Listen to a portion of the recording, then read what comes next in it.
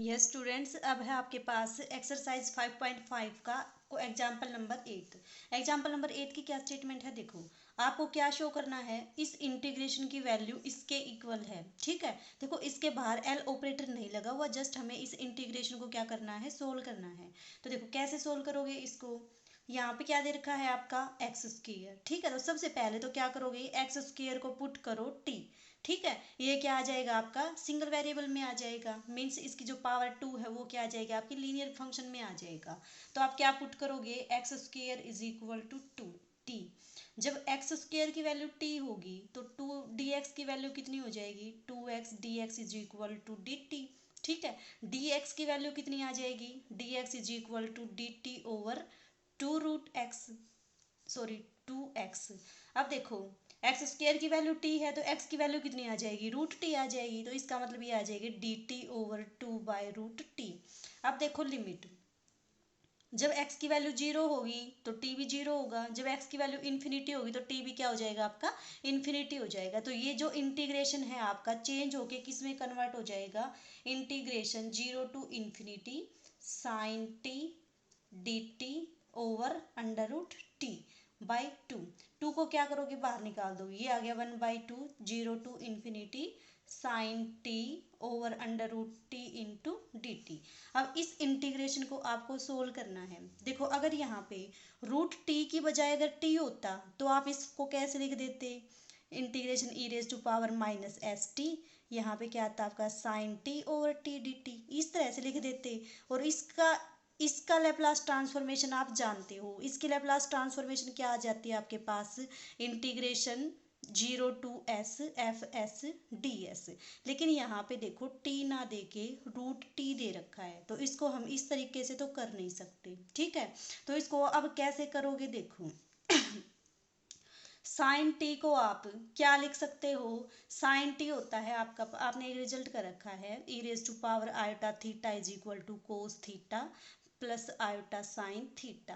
E raise to power minus iota theta कितना होता है आपके पास, cos theta minus iota sine theta.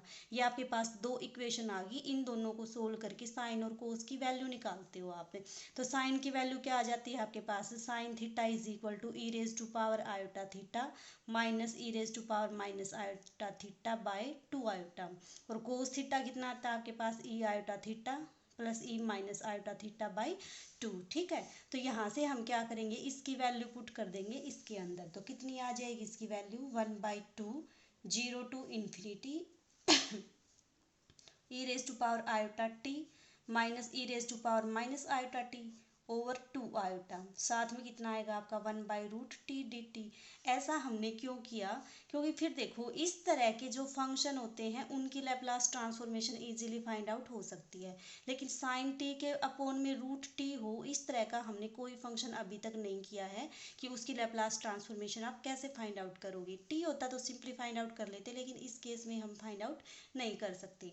तो अब देखो इसको क्या करो, सेपरेटली सेपरेट कर दो, यहाँ पे माइनस है तो कितना आ जाएगा ये आपका 1/2 0 to infinity e raise to power iota t by √t। 2 iota को निकाल दिया हमने बाहर। ठीक है, आगे देखो सेपरेटली सेपरेटली जब इसको लिखोगी तो आपके पास ये क्या आ जाएगा, 2 आयोटा और 2 की मल्टीप्लाई करोगे 1/4 आयोटा आ जाएगा, साथ में e raise to power iota t के साथ 1/√t minus as it is e raise to power minus iota t के साथ √t dt। अब देखो आगे, इसको मान लो फर्स्ट इंटीग्रेशन, इसको मान लो सेकंड इंटीग्रेशन। सबसे पहले किसको सोल्व करेंगे, फर्स्ट इंटीग्रेशन को सोल्व करेंगे। देखो अब देखो हमें सोल्व करना है इस इंटीग्रेशन को। ठीक है, इस इंटीग्रेशन में देखो limit 0 to infinity e raise to power s t f t d t, ये किसकी डेफिनेशन बन जाएगी, आपकी लेप्लास ट्रांसफॉर्मेशन की डेफिनेशन बन जाएगी, जिसमें आपका एफ टी कितना हो जाएगा 1/√t। ठीक है,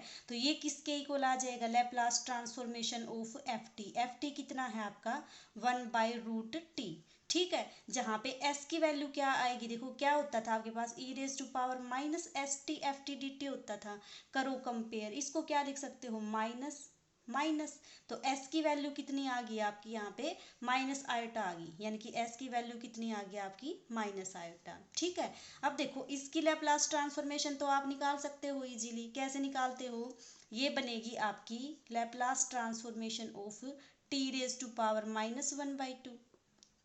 ठीक है, अब कितना आएगा देखो इसकी लैप्लास ट्रांसफॉर्मेशन। अगर आपकी पावर फ्रैक्शन में दे रखी हो तो किसका यूज कर दो, गामा फंक्शन का यूज कर दो। तो ये आपकी बन जाएगी गामा n+1। n कितना है आपका -1/2 +1 upon s raise to power n+1। ये आ गई आपकी n+1। ये कितना बन जाएगा गामा 1/2। s की पावर कितनी बन जाएगी 1/2। ये कितना आ गया, बताया था आपको रिजल्ट, गामा 1/2 कितना होता है आपका √π। ठीक है, ये कितना बन गया s की पावर 1/2। s कितना है आपका माइनस आयोटा, यानी कि √ माइनस आयोटा।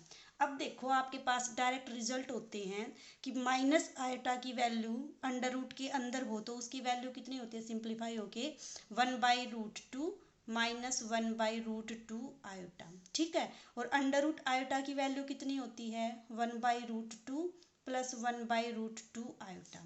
ठीक है, इसकी वैल्यू पुट कर दो, कितनी आ जाएगी आपकी √π/1